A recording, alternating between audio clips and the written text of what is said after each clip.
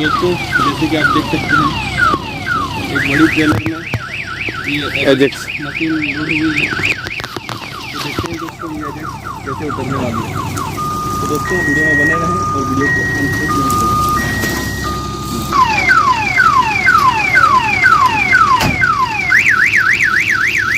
तो देखते हैं ये एजेक्स मशीन कैसे उतरने वाली है।